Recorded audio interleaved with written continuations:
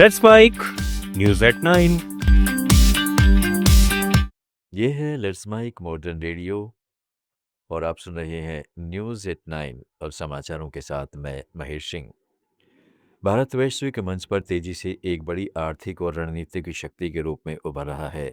विश्व बैंक और आईएमएफ के अनुसार 2026-27 में भारत की विकास दर करीब 6.5 से 6.6% रहने का अनुमान है, जिससे यह दुनिया की सबसे तेजी से बढ़ती अर्थव्यवस्थाओं में शामिल है। इजरायली विशेषज्ञ एलिजर इब्राहिम का कहना है कि भारत अब ग्लोबल साउथ की एक केंद्रीय आवाज़ बन चुका है, जो अमेरिका, यूरोप, अफ्रीका और एशिया के बीच पुल का काम कर रहा है। उनके मुताबिक भारतीय प्रवासी समुदाय दुनिया भर में टेक्नोलॉजी, राजनीति और बिजनेस में अहम भूमिका निभा रहा है, खासकर अमेरिका और खाड़ी देशों में भारतीय पेशेवर अर्थव्यवस्था की रीढ़ बने हुए हैं। भारत विदेश मंत्रालय ने खाड़ी और पश्चिमी एशिया में हालात पर नज़र तेज कर दी है। अतिरिक्त सचिव आसिम आर महाजन ने कहा है कि भारत सरकार वहां रह रहे भारतीयों की सुरक्षा और भलाई को लेकर पूरी तरह सतर्क है। मंत्रालय लगातार राज्य सरकारों और केंद्र शासित प्रदेशों के संपर्क में है, ताकि हर जरूरी जानकारी साझा की जा सके और समन्वय बना रहे। वहीं क्षेत्र में मौजूद भारतीय दूतावास और वाणिज्य दूतावास भी चौबीसों घंटे हेल्पलाइन चला रहे हैं और स्थानीय सरकारों के साथ मिलकर भारतीयों की हर संभव मदद कर रहे हैं। Efforts.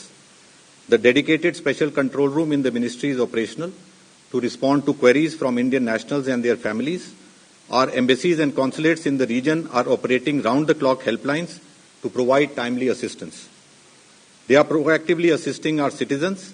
They are also in close touch with the local governments.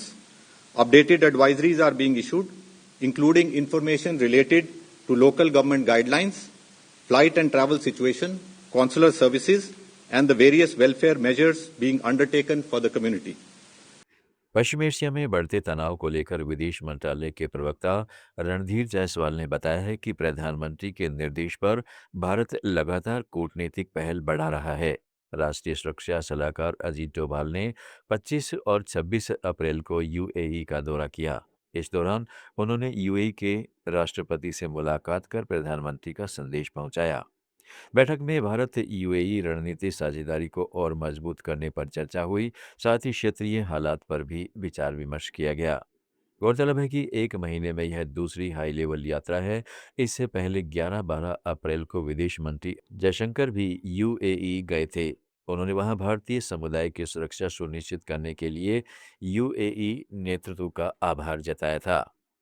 Where he conveyed the greetings of our Prime Minister to him, and both sides discussed measures to further deepen India-UAE comprehensive strategic partnership.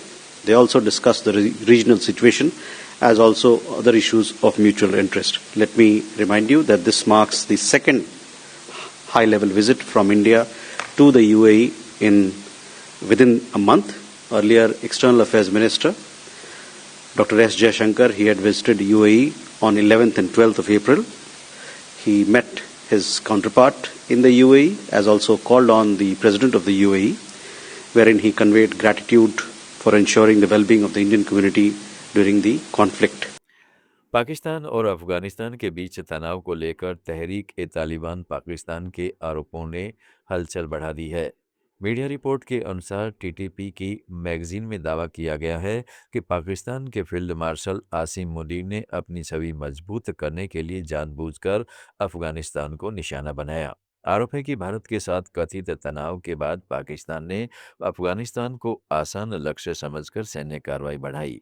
TTP ने यह भी आरोप लगाया है कि फरवरी 2026 में अफगानिस्तान में किए गए हवाई हमले आतंकवाद खत्म करने के लिए नहीं, बल्कि अमेरिका को खुश करने के लिए थे। वहीं पाकिस्तान ने इन कार्रवाइयों को सीमा पार से हो रही गोलीबारी का जवाब बताया है। इस पूरे घटनाक्रम से क्षेत्रीय तनाव और बढ़ गया है। देश की ताज़ा खबरों के डेली बुलेटिन को रोजाना सुनने के लिए डाउनलोड करें लेट्स माइक ऐप। जुड़े रहें लेट्स माइक के साथ। आप सुन रहे थे let's mic modern radio. Follow कीजिए हमें हमारे सोशल मीडिया प्लेटफॉर्म्स पर। It's time for news. It's time for Modern Radio. Presenting the first radio news app, Let's Mic.